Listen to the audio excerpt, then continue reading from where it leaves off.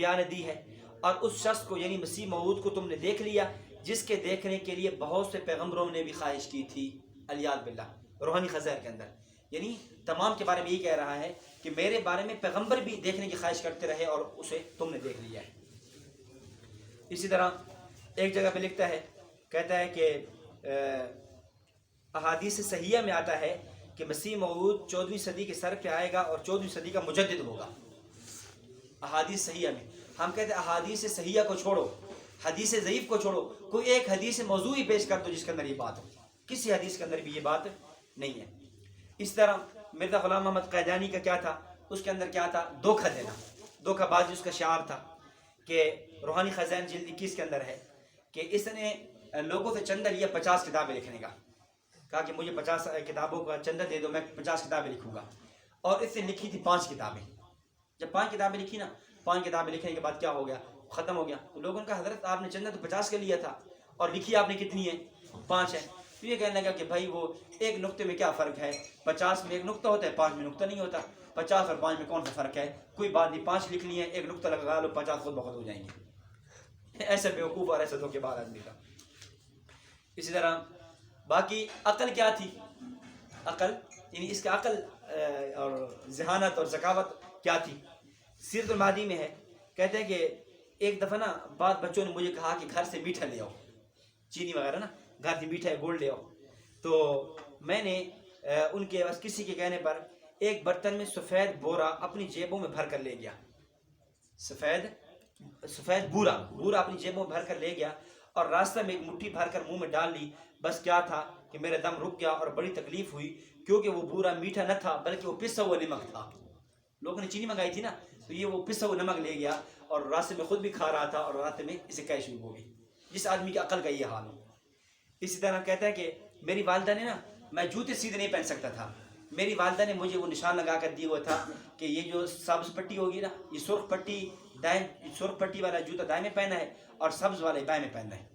اور اس طرح سیرت المہدی میں یہ بھی لکھا ہے کہ یہ جو اس کے بٹن تھے نا، ان بٹنوں کو صحیح نہیں لگا سکتا تھا، تو یہ اوپر والا بٹن نیچے اور نیچے والا اوپر لگا لیتا تھا، تو وہ بھی کئی دفعہ اس کی والدہ یا وہ لوگ صحیح کرتے کہ یہ اس کے بٹن لگانے کا یہ حال ہے۔ اور بیوقوف اتنا تھا اور تاریخی مطالعہ اتنا کم تھا کہ اپنی کتاب میں لکھتا ہے روحانی خزائر کے اندر کہ تاریخ میں لکھا ہے کہ نبی علیہ الصلوۃ والسلام کی ولادت کے چند دن بعد آپ کے باپ عبداللہ فوت ہو گئے، ولادت کے چند دن بعد، اور نبی علیہ السلام کے باپ ولادت سے پہلے فوت ہوئے، بعد میں پہلے فوت ہوئے، 6 ماہ پہلے فوت ہوئے، اور یہ کیا کہہ رہے ہیں، ولادت کے چند دن بعد آپ کی جو ہے نا باپ فوت ہو گئے۔ اس طرح یاد رکھیں نبی کی خصوصیت یہ ہے کہ نبی کو کبھی احتلام نہیں ہوتا۔ خصائص کبریٰ میں علامہ جلال الدین سیوطی رحمۃ اللہ علیہ روایت نقل کی، فرماتے ہیں کہ محتلم النبی صلی اللہ علیہ وسلم قط، نبی علیہ الصلوۃ والسلام کبھی بھی زندگی میں آپ علیہ السلام کو احتلام نہیں ہوا، اس طرح انبیاء کی جمائی بھی نہیں آتی۔ اور یہ کیا کہتا ہے، کہتا ہے کہ سیرت المہدی کے اندر کہ حضرت صاحب کے خاص خادم میاں حامد علی صاحب کی روایت ہے کہ ایک سفر میں ہم اکٹھے تھے کہ حضرت صاحب کو راستے میں کیا ہو گیا، احتلام ہو گیا۔ اور یاد رکھیں ہر نبی کا جو کلمہ، ہر نبی کا ایک کلمہ ہوتا ہے، مثلا لا الہ الا اللہ آدم صفی اللہ، لا الہ الا اللہ نوح نجی اللہ، لا الہ الا اللہ ابراہیم خلیل اللہ، لا الہ الا اللہ اسماعیل ذبیح اللہ، لا الہ الا اللہ یوسف صدیق اللہ، لا الہ الا اللہ داود خلیفۃ اللہ، لا الہ الا اللہ موسیٰ کلیم اللہ، لا الہ الا اللہ عیسیٰ روح اللہ۔ ہر نبی کا کلمہ ہے، ہم اس سے پوچھتے ہیں ان کا کلمہ کون سا ہے، ان کا کلمہ وہی لا الہ الا اللہ محمد رسول اللہ پڑھتے ہیں، اور محمد سے مراد یہ ظالم اپنی ذات کو مراد لیتا ہے، محمد سے مراد کیا لیتا ہے کہ میں آپ کو یہ سمجھتا ہوں۔ آج جو ہے نا لوگ کہتے ہیں کہ یار قیدانی تو ہماری طرح کلمہ پڑھتے ہیں، قیدانی تو کیا ہے ہماری طرح۔ حضرت ابھی صدر القادری صاحب رحمۃ اللہ فرماتے ہیں ایک موقع پہ ایسا ہوا کہ میرے پاس ایک آدمی آیا، بڑا یعنی سفید ریش تھا، تو مجھے آ کر کہنے لگا حضرت صاحب میں تہجد کی نماز بھی پڑھتا ہوں، آپ تب بھی مجھے مسلمان نہیں سمجھتے، اور تمہارا فلاں آدمی وہ عید کی نماز میں بھی شریک نہیں ہوتا، جمعے بھی نہیں شریک ہوتا، تم اس کو مسلمان سمجھتے ہو، میں تہجد کا پابند ہوں، میں تب بھی مسلمان نہیں ہوں۔ تو حضرت فرمانے لگے، میں نے کہا بھائی بات یہ ہے کہ تہجد پڑھنے نہ پڑھنے کی، نماز پڑھنے نہ پڑھنے کی بات نہیں ہے، بات یہ کلمہ کیا ہے۔ وہ کہتے جی میں بھی کلمہ پڑھتا ہوں، جو کلمہ تم پڑھتے ہو لا الہ الا اللہ محمد رسول اللہ وہ میں بھی پڑھتا ہوں، جب کلمہ ہم دونوں ایک ہی پڑھ رہے ہیں تو پھر میں کیوں کافر ہوں وہ کیوں مسلمان ہے۔ حضرت فرمانے لگے ایک منٹ کے لیے میں آپ سے پوچھتا ہوں کہ یہ سورہ آپ کو سمجھانے کے لیے کہہ رہا ہوں. میں کلمہ پڑھتا ہوں لا الہ الا اللہ محمد رسول اللہ, اور میں محمد سے مراد لیتا ہوں امین صفدر اکاڑوی. بتاؤ تو میرے بارے میں کیا فتویٰ لگائے گا؟ کہتا ہے کہ میں آپ کو کافر سمجھوں گا. تو کہا کیوں؟ کلمہ تو میں لا الہ الا اللہ محمد رسول اللہ پڑھ رہا ہوں. کہتا ہے آپ کلمہ تو وہی پڑھ رہے ہیں لیکن کلمے کا مفہوم بگاڑ رہے ہیں. فرمایا یہی کام تمہارے مرزا نے کیا تھا. مرزا کلمہ تو وہی پڑھتا تھا محمد رسول اللہ لیکن محمد کا مفہوم بگاڑتا تھا, اور محمد سے مراد وہ محمد بن عبداللہ نہیں لیتا تھا, محمد سے مراد یہ مرزا غلام محمد قادیانی کو لیتا تھا, اس لیے وہ کافر ہے. جی اچھا, اس طرح ہر نبی کی جو وحی ہوتی ہے نا وہ اس کی زبان میں آتی ہے. قرآن نے یہ فیصلہ ہے وَمَا أَرْسَلْنَا مِن رَّسُولٍ إِلَّا بِلِسَانِ قَوْمِهِ, کہ جو نبی بھی ہم بھیجیں گے نا اس کو وحی اس نبی کے قومی زبان میں دیں گے. جبکہ مرزا کی جو وحی کی زبانیں تھیں وہ کتنی تھیں وہ آپ گن بھی نہیں سکتے. کبھی کہتا ہے مجھے وحی عربی میں آئی ہے, کبھی کہتا ہے وحی فارسی میں آئی ہے, کبھی کہتا ہے پشتو میں آئی ہے, کبھی کہتا ہے اردو میں, کبھی پنجابی میں, کبھی سنکرت میں, کبھی عبرانی میں, کبھی ہندی میں. تو مختلف زبانوں میں وہ اپنے آپ کیا کہہ رہا ہے, وحی کا کہہ رہا ہے. اسی طرح مرزا غلام احمد قادیانی کی پیشن گوئیوں کے بارے میں بات کر دوں کہ جو بھی نبی ہوتا ہے وقت کا, جو نبی پیشن گوئی کرتا ہے وہ پوری ہو جاتی ہے. ہمارے نبی کریم صلی اللہ علیہ وسلم نے اپنی زندگی مبارک میں جو بھی پیشن گوئیاں فرمائی تھی وہ پوری ہوئی تھی. آپ علیہ السلام کی پیشن گوئیاں مثال کے طور پہ غزوہ بدر ہے, صحیح بخاری میں روایت موجود ہے. غزوہ بدر سن 2 ہجری میں, رمضان المبارک سن 17 ہجری, 17 رمضان 2 ہجری میں غزوہ بدر ہوا.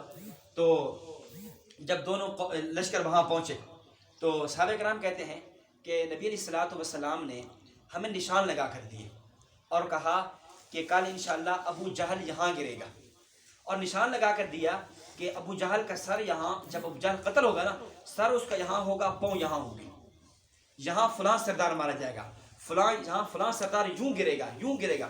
صحابہ کہتے ہیں ہم حیران تھے, بھئی حالات تو یہ ہیں ہمارا لشکر 313 کا ہے, ان کے لشکر 1000 کا ہے, ہمارے پاس صرف 2 گھوڑے ہیں, ان کے پاس 700 ہیں, ہمارے پاس تلواریں کم, ہمارے پاس اسلحہ کم, ان کے پاس اسلحہ بہت زیادہ ہے.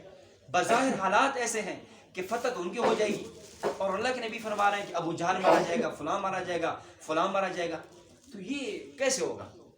بہرحال کہتے ہیں کہ اگلا دن ہوا, غزوہ بدر ہو گیا, اور جب جنگ ختم ہوئی اور کفار کے 14 سردار بڑے بڑے, لشکر کے 14 سردار بڑے بڑے وہ مارے گئے. جب وہ 14 سردار مرے, اور وہ راوی حدیث کہتے ہیں کہ میں نے جا کر دیکھا اللہ کے نبی صلی اللہ علیہ وسلم نے جس جگہ نشان لگایا تھا وہ اگلے دن وہ مردار اسی جگہ اسی حالت کے اندر پڑا ہوا میں نے دیکھا. بلکہ وہ کہتے ہیں کہ اگر نبی علیہ السلام نے یوں فرمایا تھا نا کہ سر یہاں ہوگا, پاؤں یہاں ہوں گے, تو سر 1 انچ بھی اس جگہ سے تجاوز نہیں تھا جہاں آپ نے فرمایا تھا وہیں پڑا ہوا تھا. یہ تھی اللہ کے نبی کی پیشن گوئی. آپ یہ تو میں ایک واقعہ کر رہا ہوں, کئی پیشن گوئیاں, کئی آپ علیہ السلام کی پیشن گوئیاں ایسی تھی جو آپ نے فرمائی اور وہ کیا ہوئی ہیں, پوری ہوئی ہیں. اور تمام انبیاء کی نبی جو پیشن گوئی کرتا ہے وہ نبی کے اللہ تعالیٰ پیشن گوئی پوری فرما دیتے ہیں. اب مرزا غلام احمد قادیانی سے بھی اس کے جو حواری تھے وہ کہنے لگے کہ جی آپ بھی کوئی پیشن گوئی فرمائیں. اب مرزا نے بھی کئی پیشن گوئیاں کی.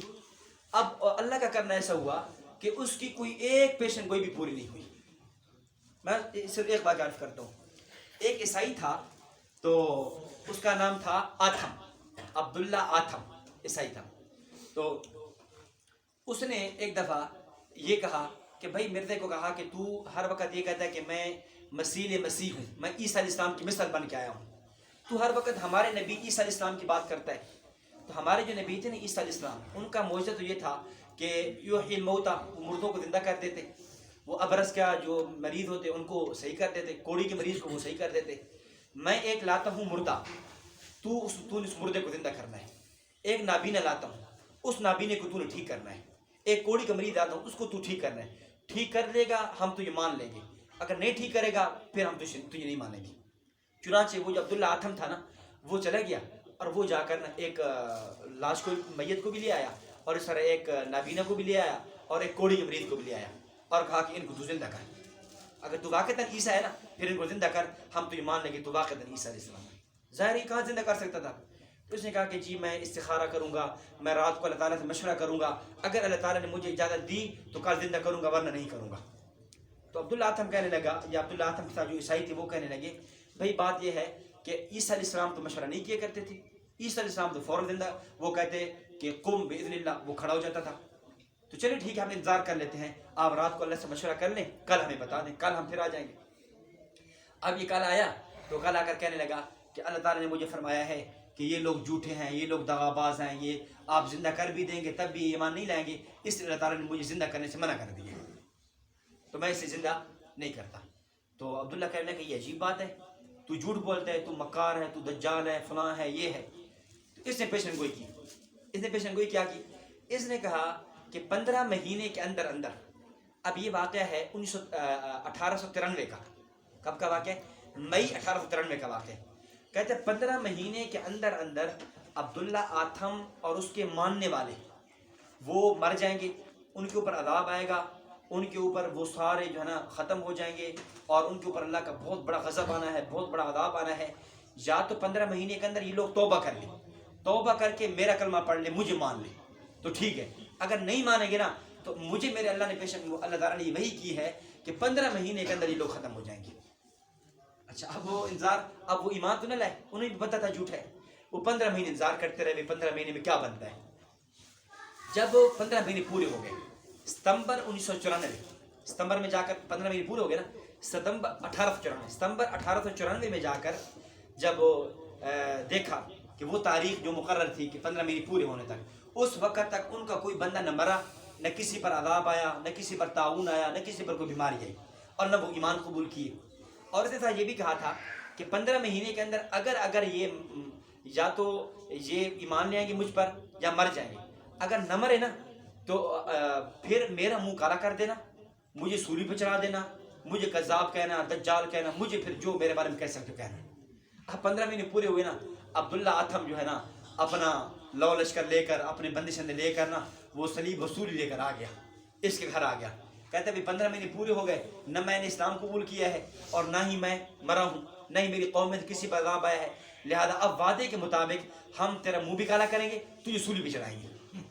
اب ایسے گھر میں ادھر پولیس آ گئی, پولیس والوں سے بچایا اور کہا کہ جی بات چھوڑ دیں, جھگڑا ہوگا فلاں ہوگا. انہوں نے کہا نہیں نہیں ہم نہیں چھوڑیں گے, لیکن ظاہر پولیس غالب بھی ہوتی ہے نا, اور وہ تھی بھی اس کی حمایت کے اندر. پھر بمشکل جو ہے مرزا کو بچایا گیا اور اس کو نکالا گیا. تو مرزا سے کسی نے کہا کہ وہ تو بچ گئے, اس نے کہا نہیں, ابھی جبریل میرے پاس آئے تھے, الیاذ باللہ, ابھی جبریل میرے پاس آئے تھے اور کہتے ہیں کہ وہاں پر فرشتوں میں ماتم ہے کہ یہ عبداللہ آتھم اور یہ لوگ پوری مرے, فرشتے بھی ماتم کر رہے ہیں, الیاذ باللہ. یعنی یہ حال ہو جس بندے کا, کیا کہے کہ میں نے جو پیشن گوئی کی وہ پیشن گوئی کیا ہوگی, پوری ہوگی. اس کی کون سی پیشن گوئی پوری ہوئی ہے؟ اس طرح نے ایک پیشن گوئی کی تھی, ایک عورت تھی بڑی خوبصورت سی, محمدی بیگم نام تھا اس کا. اس نے یہ پیشن گوئی کی تھی کہ اتنے مہینے کے اندر اندر نا محمدی بیگم سے میرا نکاح ہو جائے گا. اگر محمدی بیگم سے اس کے خاوند کا نام تھا سلطان, اگر سلطان نے میرے ساتھ نکاح نہ کیا نا تو اتنے مہینے کے اندر سلطان مر جائے گا. اچھا, یا سلطان مرے گا اور سلطان کے مرنے کے بعد پھر محمدی بیگم پھر میرے نکاح میں آ جائے گی. بہرحال اس کا وہ مدت پوری ہوگی. اس مدت کے اندر نہ محمدی بیگم نے نکاح کیا اور نہ محمدی بیگم کا جو تھا نا والد, نہ وہ فوت ہوا. تو کس نے کہا کہ حضرت آپ کی پیشن گوئی تو پوری نہ ہوئی. اس نے کہا کہ بس جو ہے نا اللہ تعالیٰ نے مجھے وہی کی ہے کہ چند عرصے, چند سالوں تک جو ہے نا یہ محمدی بیگم آپ کے نکاح میں آ جائے گی. اس کا جو پہلے خاوند فوت ہو جائے گا نا تو پھر یہ اس کے خاوند کے بعد یہ عدت گزارنے بعد میرے نکاح میں آ جائے گی. اس کا وہ پہلا خاوند بھی پہلا خاوند فوت ہوا ہی نہیں ہے, بلکہ مرزا 1908 میں فوت ہو گیا. مرزا کے مرنے کے بعد جا کر اس کا وہ پہلا خاوند جا کر فوت ہو رہا ہے. تو پھر کہا کرتا تھا کہ میری مراد یہ تھی کہ جنت میں جا کر میرا محمدی بیگم سے نکاح ہوگا. حضرت مولانا منظور احمد چنوٹی صاحب رحمۃ اللہ علیہ فرمایا کرتے تھے کہ یہ محمدی بیگم مسلمان تھی. فرمایا کرتے تھے کہ میں نے خود جا کر سے ملاقات کی ہے, میں خود جا کر اس عورت سے میں مل کر آیا ہوں. یعنی جب میں ملا تھا اس وقت یہ بالکل بوڑھی تھی, اس وقت اس کی عمر کہیں 80-85 سال تھی اس محمدی بیگم کی. یعنی مرزے کے بعد جا کر, یعنی مرزے کی وفات 1908 میں ہے نا, اور یہ عورت جا کر کہیں فوت ہوئی 1950 کے بعد, پاکستان بننے کے بعد جا کر فوت ہوئی ہے. یعنی اس نے جتنی بھی پیشن گوئی کی ہے وہ کوئی پیشن گوئی پوری نہیں ہوئی ہے. اور کیا کہتا ہے کہ جی میں نبی ہوں اور نبیوں کی پیشن گوئی کیا ہوتی ہے, پوری ہوتی ہیں. بہرحال مرزا غلام احمد قادیانی کے جھوٹا ہونے پر اور مرزا غلام احمد قادیانی کے شخصیت پہ اتنی زیادہ دلائل موجود ہیں کہ کوئی آدمی بھی اس کو ایک شریف انسان بھی تسلیم کرنے کے لیے تیار نہیں ہے, چاہے جائے کہ وہ اس کو کیا تسلیم کر لے, نبی مان لے. اس لیے ہمیں یعنی اس عنوان کو اختیار کرنا چاہیے کہ مرزا کے صدق کو اپنائیں, کہ مرزا کی زندگی کی صداقت کتنی ہے، اس نے زندگی کی اس کی حالات کیا ہیں، یہ کیسا آدمی تھا. جیسے میں نے پہلے عرض کیا نا، امیر سید اللہ شاہ صاحب بخاری رحمۃ اللہ علیہ فرمایا کرتے تھے کہ ہم مرزا کی ذات پہ گفتگو کریں گے، اگر اس کی ذات صحیح ہو جائے گی پھر ہم اس کی بات کو دیکھیں گے، جب اس کی ذات ہی ٹھیک نہیں ہے ہم اس کی بات کی طرف کیسے جائیں. اس لیے سب سے پہلے ہم مرزا کی ذات کو دیکھیں گے کہ اس کی ذات کیسی تھی. اور اس لیے میرے بھائیوں، آج جو ہے یعنی اس دور کے اندر یہ فتنہ بہت زیادہ ہوتا چلا جا رہا ہے. ہمیں بہت زیادہ ضرورت اس فتنے کی تعاقب کرنے کی اور ختم نبوت کے حوالے سے اپنی خدمات پیش کرنے کی. یعنی آپ ختم نبوت کی اہمیت سے حوالے سے بات دیکھ لیں کہ ختم نبوت کی اہمیت کتنی ہے کہ اللہ تعالیٰ نے قرآن کریم میں 100 آیات ختم نبوت کے لیے اتاری ہے، اور نبی علیہ السلام نے احادیث مبارکہ میں 210 احادیث کے اندر ختم نبوت کا عنوان بیان کیا ہے. اور اسی طرح آپ دیکھیں کہ جب نبی علیہ السلام کی وفات کے بعد یہ جو مسلمہ کذاب نے دعویٰ تو آپ کی زندگی میں کر دیا تھا، لیکن آپ کی وفات کے بعد حضرت صدیق رضی اللہ تعالیٰ عنہ نے جو لشکر بھیجا مسلمہ کذاب سے لڑنے کے لیے، جس کے اندر ایک روایت کے مطابق 700 علماء اور قراء صحابہ کرام شہید ہوئے، اور ایک روایت میں آتا ہے کہ 1200 علماء اور صحابہ کرام اور قراء شہید ہوئے. یعنی تاریخ کے اندر جو اتنی یہ پہلی جنگ تھی جس کے اندر اتنی بڑی تعداد میں صحابہ کرام شہید ہو رہے ہیں. اور یہ جنگ کس کی تھی؟ ختم نبوت کی جنگ تھی. یعنی آپ کے زمانہ نبوت میں جو جنگیں لڑی گئی ہیں نا، مثلا بدر ہوا ہے، احد ہوا ہے، خندق ہوا ہے، اور صلح حدیبیہ ہے، فتح مکہ ہے، یا جتنے غزوات ہوئے ہیں، سرایا ہوئے ہیں، ان تمام میں شہداء کی تعداد 54 یا 56 بنتی ہے صحابہ کرام کی. 54 یا 56 صحابہ شہید ہوئے. لیکن جب ختم نبوت کی جنگ لگی ہے اس کے اندر 700 یا 1200 صحابہ کرام شہید ہو گئے. اس سے ہم آپ اندازہ کر لیں ختم نبوت کی اہمیت کتنی ہے، ختم نبوت کا عقیدہ کتنا اہم ہے. حضرت صدیق رضی اللہ تعالیٰ نے جو لشکر بھیجا اور اتنے بڑے بڑے صحابہ کرام شہید ہو گئے. اور ہر زمانے میں ختم نبوت کی اہمیت، امام اعظم ابو حنیفہ رحمۃ اللہ علیہ فرماتے ہیں کہ ختم نبوت کے حوالے سے کہ جو آدمی من طلب علامتہ فقد کفر، کسی مدعی نبوت سے دلیل اور معجزہ طلب کرے گا وہ بھی کافر ہو جائے گا. یعنی بس مدعی نبوت ہے نا، اس کو ختم کر دو. حاکم وقت جو ہے نا فوراً اس کی سزا جاری کر دے. اس سے یہ پوچھنا بھی کہ بھئی اگر تو نبی ہے تو دلیل پیش کر دے، یہ بھی کیا ہے؟ غلط ہے. عام طور پہ لوگ ایک سوال کرتے ہیں کہ اگر مدعی نبوت سے دلیل پوچھنا غلط ہے، یہ بھی کفر ہے، جیسا کہ امام ابو حنیفہ رحمۃ اللہ علیہ کا فتویٰ ہے، تو پھر سوال یہ ہے کہ جب یہ کئی دفعہ ایسا ہوتا ہے کہ مرزا غلام احمد قادیانی سے ہمارے علماء کے مناظرے ہوئے تو علماء دلیلیں پوچھتے تھے. جب دلیل پوچھنا ہی کفر ہے تو دلیل کیوں پوچھتے تھے؟ تو یاد رکھیں دو باتیں الگ ہیں. ایک ہے دلیل پوچھنا اس لیے کہ میں یہ دلیل بتائے گا صحیح ہوگی تو میں مان جاؤں گا. ایک ہے دلیل پوچھنا تاکہ میں اس کو اس دلیل کے پردے میں عاجز کر دوں، اس کے دلیل کا جواب دے دوں، اس کی دلیل کا مغالطہ لوگوں کے سامنے حل کر دوں. یہ دو باتیں الگ الگ ہیں. اگر کوئی آدمی یوں دلیل پوچھے کہ اگر دلیل صحیح ہوگی تو میں مان جاؤں گا، اس طرح دلیل طلب کرنا یہ کفر ہے. اگر کوئی آدمی یوں دلیل پوچھتا ہے کہ دلیل بتائے گا میں اس کا جواب دے دوں گا، لوگوں کو بتاؤں گا اس کا کفر کیا ہے، لوگوں کے سامنے اس کی غلطی واضح کر دوں گا، تو یہ کیا ہے؟ یہ صحیح ہے. اور ہمارے اکابر دیوبند یا دیگر حضرات جب مناظرے کرتے تھے ان کی بنیاد یہی ہوا کرتی تھی کہ تاکہ عوام الناس بیچاری جو ان کی باتوں میں آ کر الجھ چکی ہے اور عوام سمجھتی ہے کہ شاید جو ہے نا یہ لوگ مسلمان ہیں، ان کے پاس دلیلیں ہیں، ان کے پاس قرآن ہے، ان کے پاس حدیث ہے، اس لیے وہ لاجواب کرنے کے لیے ایسا کیا کرتے تھے، اور یہ کرنا ٹھیک ہے. تو ختم نبوت کی اہمیت آپ اس سوال سمجھیں. حضرت علامہ انور شاہ کشمیری رحمۃ اللہ علیہ، بہت بڑا نام ہے دارالعلوم دیوبند کے، بہت بڑی عظیم شخصی گزری ہیں، بہت عظیم ہستی گزری ہیں علامہ انور شاہ کشمیری، جن کے بارے میں شاعر مشرق علامہ اقبال نے کہا تھا. علامہ اقبال نے فرمایا تھا کہ حافظ ابن حجر اسقلانی اور علامہ بدر الدین عینی کے بعد 5 صدیاں خالی ہیں انور شاہ کشمیری جیسے بندہ آنے سے. ایسا عظیم الجلیل القدر آدمی تھا، بہت قوی حافظے کے مالک تھے. اللہ تعالیٰ نے اتنی وسعت مطالعہ دی تھی اور اتنا قوی حافظہ تھا کہ ایک دفعہ جب انگریز نے یہ کوشش کی کہ ہم دارالعلوم دیوبند کو مسمار کر دیں، دارالعلوم دیوبند کو ختم کر دیں، تو اس موقع پہ حضرت شیخ الہند رحمۃ اللہ علیہ سے کسی نے پوچھا حضرت خدا نخواستہ انگریز آ کر کتب خانہ جلا دے، دارالعلوم دیوبند کتنا وسیع کتب خانہ ہے، یہ جلا دے پھر کیا بنے گا؟ تو حضرت فرمانے لگے، حضرت شیخ الہند فرمانے لگے کہ کوئی بات نہیں ہے، خدا نخواستہ اگر وہ کر بھی دے، انور شاہ کشمیری زندہ ہے، وہ ساری کی ساری کتابیں منوان لکھا دے گا. اتنا حافظہ تھا، اس حد تک حافظہ تھا.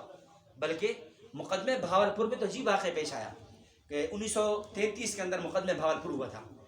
تو میں وہ واقعہ بھی چلو عرض کر دیتا ہوں کہ یہاں کی ایک عورت تھی، عائشہ نام تھا اس کا، بہاولپور کی۔ اس کا ایک نکاح ہو گیا قیدانی کے ساتھ، یہ 1931-32 کی بات ہے۔ تو جب اس کا نکاح ہوا تو اس نے کہا والد صاحب کو، بھائیوں کو، کہ یہ قیدانی ہے، میں مسلمان ہوں، قیدانی مسلمان کا نکاح جائز نہیں ہے۔ تو وہ کہنے لگے کہ نہیں نہیں یہ جائز ہے، کچھ نہیں ہے، کوئی مسئلہ نہیں ہے، یہ ایسے چھوٹے اختلافی مسائل ہیں، وہ بھی یہ کلمہ پڑھتے ہیں، جیسے آج بھی لوگ کہہ دیتے ہیں بھائی یار وہ بھی یہی کلمہ پڑھتے ہیں، ہم بھی یہی کلمہ پڑھتے ہیں، وہ بھی نماز پڑھتے ہیں، ہم بھی نماز پڑھتے ہیں، فرق کیا دونوں کا؟ تو اس عورت نے، اس لڑکی بڑی غیور لڑکی تھی، اس نے کہا نہیں یہ قیدانی ہے، یہ آپ کے ختم نبوت کو نہیں مانتے، یہ مرزا غلام احمد قیدانی کو نبی تسلیم کرتے ہیں، نکاح تو جائز نہیں بنتا۔ عدالت میں مقدمہ دائر کرا دیا گیا۔ اس عورت عائشہ نے کہا میرا اس سے نکاح جائز نہیں ہے، میرا نکاح فسخ کرایا جائے، نکاح ختم کرایا جائے۔ عدالت نے کہا بھائی دلائل پیش کیے جائیں کہ کیسے نکاح جائز نہیں ہے، اس کا کفر تو پہلے ثابت کرو۔ اب ظاہر ہے وہ دور تھا شروع میں، ابھی تک کوئی باضابطہ علماء کا فتویٰ بھی نہیں آیا تھا، علماء کی کتابیں بھی نہیں آئی تھی، اس پہ اتنا کام بھی نہیں ہوا تھا، پاکستان بھی نہیں بنا تھا۔ تو اس وقت جو بہاولپور کے علماء تھے انہوں نے خط لکھا دارالعلوم دیوبند میں، دارالعلوم دیوبند کو خط لکھا۔ یعنی بہاولپور اور اس طرح کے علاقے کے سارے لوگ سمجھتے تھے اگر یہ مسئلہ اور یہ قضیہ کو حل کر سکتا ہے نا، وہ کون کرا سکتے ہیں؟ دیوبند کے علماء کرا سکتے ہیں۔ کون کرا سکتے ہیں؟ حالانکہ اہل حدیث بھی موجود تھے، بریلوی بھی موجود تھے، سارے موجود تھے، غیر مقلد کسی کے بارے میں نہیں ہے۔ کہا سیدھا ہم خط لکھیں گے دارالعلوم دیوبند۔ دارالعلوم دیوبند خط پہنچا اور یہ کہا کہ جی ہمارا جو فلاں تاریخ کو فیصلہ ہے بہاولپور کی عدالت میں، اس میں جو قیدانیوں کے بڑے بڑے وکیل ہیں نا، اور قیدانیوں کے بڑے بڑے پوپ اور بڑے بڑے مولوی ہیں، وہ آئیں گے اور اس کے اندر فیصلہ ہوگا دلائل کی دنیا میں۔ تو آپ مہربانی فرمائیں، آپ کا کوئی ایک عالم تشریف لائے اور آ کر ان کا جواب دے، ان پر دلائل دے، چونکہ ہم تو ہمارے سنان پہ مطالعہ نہیں ہے اور نیا فتنہ ہے ہمارے ہاں، ہمیں پتہ نہیں ہے۔ جب دارالعلوم دیوبند میں خط پہنچا، یہ 1932 کی بات ہے جب خط پہنچ رہا ہے، یہ وہ وقت تھا جب علامہ انور شاہ کشمیری رحمۃ اللہ علیہ بالکل بستر فراش اس پہ صاحب فراش تھے، علیل تھے، بہت زیادہ بیمار تھے، بلکہ اتنا آتا ہے اتنے بیمار تھے کہ وہاں سے دیوبند سے چل کر ان کا دارالحدیث میں جانا بھی مشکل ہوتا تھا، اس حد تک بیماری کی حالت میں تھے۔ جب یہ خط پہنچا، حضرت کشمیری رحمۃ اللہ نے فرمایا کہ بھائی ایسا ہے، کوئی 5-6 ساتھی چلے جائیں۔ اس میں نام لیا مولانا ادریس کاندھوی صاحب کا، مفتی اعظم پاکستان مفتی شفیع عثمانی صاحب رحمۃ اللہ علیہ کا، اور مولانا مرتضیٰ حسن چاند پوری کا، اور دیگر کئی اکابر دیوبند کے نام لیے جو ان کے شاگرد تھے۔ فرمایا بیٹو تم چلے جاؤ اور تم جا کر وہاں پر دلائل کی جو جرح ہے یا جو گفتگو ہے آپ نے وہاں جا کر کرنی ہے۔ اب یہ حضرات تیار ہو گئے۔ جب قافلہ نکلنا تھا جس دن، تو علامہ انور شاہ صاحب فوراً اٹھے اور فرمانے لگے نہیں میں خود جاؤں گا، میں کیا ہے، میں خود جاؤں گا۔ شاگردوں نے کہا حضرت آپ تو اتنے بیمار ہیں، یہاں سے مسجد تک جانا آپ کے لیے مشکل ہے، یہاں سے آپ کے لیے دارالحدیث میں جانا مشکل ہے، آپ یہاں سے اتنا لمبا سفر بہاولپور کا کیسے کرو گے؟ ٹرین کا سفر ہے، مشقت کا سفر ہے، مشکل کا سفر ہے، ہم انشاءاللہ قابو ہیں، جتنے بڑے بھی قائدانی آ جائیں گے ہم گفتگو کر لیں گے۔ فرمانے لگے نہیں، فرمانے لگے میں جاؤں گا، اس لیے کہ قائدانی بڑے مکار ہیں، بڑے دجال ہیں، خدا نخواستہ ایسی دلیل پیش کر دے جس کا آپ کے سامنے جواب نہ ہو تو قیامت کے دن میں انور شاہ نبی اقدس صلی اللہ علیہ وسلم کو کیا منہ دکھاؤں گا، اس لیے جو بھی ہوگا میں چلوں گا۔ اور اپنی چارپائی اٹھوا کر دارالعلوم دیوبند کے شہر میں رکھوائی، اور وہاں پر چارپائی پہ لیٹے لیٹے خطاب کیا اور کہا لوگو دیوبند کے طلباء، خدا را فتنہ قادیانیت کو سمجھو، خدا را فتنہ قادیانیت کو سمجھو، یہ بڑا بہت عظیم فتنہ ہے، اس سے بچو اور اس سے پوری امت کو بچاؤ ورنہ۔ اور پھر ایک جملہ انہوں نے عجیب جملہ کہا تھا جو مختلف کتب مصنفین نے اپنی کتب میں نقل کیا۔ فرمانے لگے اگر ہم ختم نبوت کا تحفظ نہ کر سکے، اگر ہم ختم نبوت کا دفاع نہ کر سکے، خدا کی قسم گلی کا کتا بھی ہم سے بہتر ہے جو نبی علیہ الصلوۃ والسلام کی ختم نبوت پہ آنچ نہیں آنے دیتا۔ یہ بڑے تاریخ سال یعنی پورے مجمع کو رلایا، رقت انگیز خطاب کیا اور فرمایا میں جیسا بھی ہوگا مجھے لیٹ کے جانا پڑے گا، چرپائی پہ جانا پڑے گا، میں خود جاؤں گا بہاولپور۔ تو بہرحال ساتھ شاگرد بھی تھے، نکلے وہاں سے، نکلے بہاولپور پہنچے، بہاولپور آئے، عدالت لگی، کئی دن تک عدالت میں گفتگو چلتی رہی۔ جب پہلے دن آیا عدالت میں تو حضرت علامہ انور شاہ کشمیری صاحب رحمۃ اللہ علیہ نے، وہ انور شاہ جو وہاں پہ یعنی چل کر بھی نہیں جا سکتے تھے اور لیٹ کے سبق پڑھا رہے تھے، وہ انور شاہ کشمیری رحمۃ اللہ علیہ جب بہاولپور کی عدالت میں پہنچے ہیں تو 5 گھنٹے لگاتار کھڑے ہو کر خطاب کیا، لگاتار کھڑے ہو کر، اور قادیانیت کے کفر کو بے نقاب کیا. قرآن و سنت، کتب، احادیث، فقہ، تفسیر، تاریخ کی روشنی میں بتایا کہ فلاں کتاب سے عقیدہ ختم نبوت ثابت ہے، فلاں کتاب ثابت ہے. اتنے دلائل دیے کہ کمرہ عدالت دلائل سے گونجنے لگ گیا. اور جو جج تھا نا وہ حیران ہو گیا. جج کہنے لگا انور شاہ بس کیجئے، صرف اتنا آپ فرما دیں، اتنا بتلا دیں، عقیدہ ختم نبوت پہ آپ کے پاس کتنے دلائل ہیں، کتنی کتابیں آپ پیش کر سکتے ہیں. تو حضرت علامہ انور شاہ کشمیری رحمہ اللہ فرمانے لگے جج صاحب میں ایک ادنا سا طالب علم ہوں، میں زیادہ نہیں جانتا، میں صرف 4 زبانیں فارسی، عربی، اردو، انگلش، ان 4 زبانوں سے 2 لاکھ کتابوں سے عقیدہ ختم نبوت ثابت کر سکتا ہوں. 2 لاکھ کتابوں سے میں عقیدہ یہی کھڑے ثابت کر سکتا ہوں. تو مجمع پہ سناٹا طاری ہو گیا، بھائی یہ بندہ کون ہے. اور پھر اسی گفتگو کے اندر مختلف کئی دن گفتگو چلتی رہی. تو ایک دن یہ ہوا کہ ایک قائدانی نے وہاں پر عدالت کے اندر ایک عبارت پیش کی. کہتے ہیں کہ جی امام غزالی رحمۃ اللہ علیہ نے وہ تواتر کا انکار کیا ہے، عقیدہ ختم نبوت تواتر سے ثابت ہے، تو وہ تواتر کے منکر ہیں. وہ کہتے ہیں عقیدہ ختم نبوت تواتر سے ثابت نہیں ہے. اور یہ علامہ امام غزالی کا یہ حوالہ فلاں کتاب مسلم الثبوت میں موجود ہے. اور عجیب اتفاق تھا کہ یہ کتاب ایسی تھی جو چھپتی نہیں تھی، ملتی نہیں تھی کتابوں. اور یہ کتاب صرف ایک ہی نسخہ تھا جو قادیانیوں کے پاس موجود تھا، مسلمانوں کے پاس کا نسخہ موجود نہیں تھا. اب حضرت کشمیری کے جو تلامذہ ہیں، شاگرد ہیں، وہ کہتے ہیں ہم بھی بڑے پریشان ہو گئے. ہم نے کہا یار ہم اس کا کیا جواب دیں گے، یہ تو ایسا حوالہ آ گیا، ایسی دلیل آ گئی جس کا ہمارے سامنے تو جواب بھی نہیں بن پڑنا، ہم اس کا کیا جواب دیں گے. کہتے ہیں کہ ہم بڑے پریشان بیٹھے تھے. تو حضرت شاہ صاحب آ گئے، کشمیری صاحب تشریف لائے. کشمیری صاحب کہنے لگے جج صاحب اس قادیانی مناظر نے اس عبارت کے پیش کرنے میں دھوکہ دیا ہے. عبارت اتنی غلط پڑی ہے، صحیح عبارت یہ ہے. اور انہوں نے وہ صحیح عبارت جو کتاب میں لکھی تھی وہ لفظ بلفظ پڑھ کے سنا دی. جب پڑھ کے سنائی تو قادیانی مناظر بہت حیران ہوا. قادیانی کہنے لگا یار یہ کتاب تو ہمارے پاس ہے، ان کے پاس ہے ہی نہیں، اس بندے نے اس کتاب کا مطالعہ کہاں سے کیا ہے. تو اس نے پوچھ ہی لیا. اس نے کہا حضرت وہ تو بات کی بات ہے کہ ہم نے صحیح پڑھی ہے، تم نے صحیح پڑھی، وہ تو بات کی بات ہے. آپ یہ بتا دیں یہ جو آپ عبارت آپ پڑھ رہے ہیں یہ عبارت آپ نے کہاں سے اور کب پڑھی تھی. حضرت کشمیر صاحب فرمانے لگے آج سے 26 سال پہلے میں نے تمہارے ہی کسی کتب خانے میں اس کتاب کا مطالعہ کیا تھا. 26 سال پہلے جس کتاب کا مطالعہ کیا تھا نا، آج وہ کتاب لفظ بلفظ من نوان حضرت کو یاد ہے. اتنا اللہ نے طبی حافظ عطا فرمایا تھا. لکھا ہے مورخین نے، مقدمہ بھاولپور کے نام سے کتاب چھپی ہے 3 جلدوں کے اندر. عجیب رویداد اس کے اندر موجود ہے. فرماتے ہیں کہ اس موقع پہ عجیب کرامات ظاہر ہوئے کشمیری صاحب کی. کہتے ہیں کہ ایک دفعہ عصر کے بعد گپ شپ کی نشست لگا کرتی تھی. سارا دن جو کہ مقدمہ میں کام کرتے نا عدالت کے اندر تو تھکے ہوئے ہوتے تھے.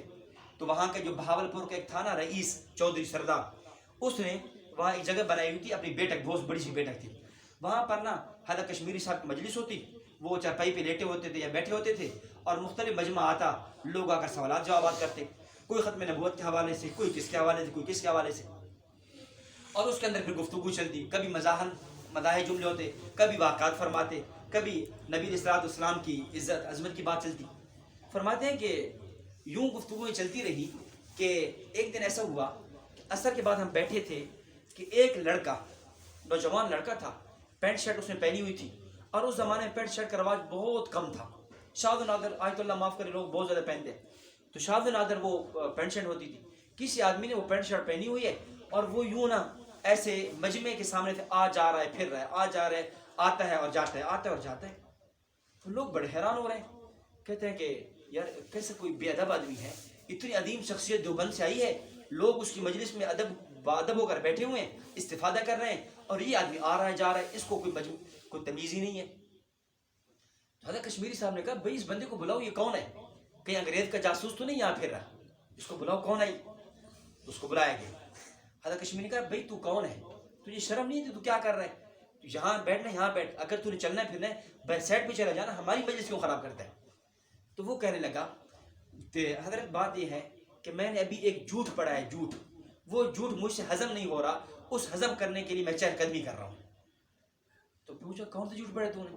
کہتے میں نے یہ جھوٹ پڑھا ہے کہ امام بخاری رحمۃ اللہ علیہ کو 3 لاکھ حدیث زبانی یاد تھی. یار کسی آدمی کو 3 لاکھ حدیث زبانی یاد ہو سکتی ہے؟ یہ بات عقل میں آتی ہے؟ یہ بات عقل میں آتی ہے؟ یہ کیسے ہو سکتا ہے 3 لاکھ حدیث یاد ہو؟ تو مجھے یہ جھوٹ ہضم نہیں ہو رہا. حضرت کشمیری کہنے لگے اوے میری بات سن، تو امام بخاری کی بات کرتا ہے. امام بخاری رحمۃ اللہ علیہ کا سن وفات 256 ہجری ہے. امام بخاری تبع تابعین کے بعد کے زمانے کا ہے، اور یعنی آج سے تقریباً 1200 سال پہلے کا آدمی ہے. امام بخاری کو وہ کہہ رہا ہے کہ 3 لاکھ حدیث یاد ہیں، اور میں امام بخاری کے بہت بعد کا آیا ہوں، مجھ انور شاہ کو 6 لاکھ حدیث زبانی یاد ہے. تجھے وہ جھوٹ ہضم نہیں ہو رہا؟ سننا ہے تو مجھ سے سن لے، 6 لاکھ حدیث مجھے سندن متن یاد ہے. یہ وہ علامہ انور شاہ ہے.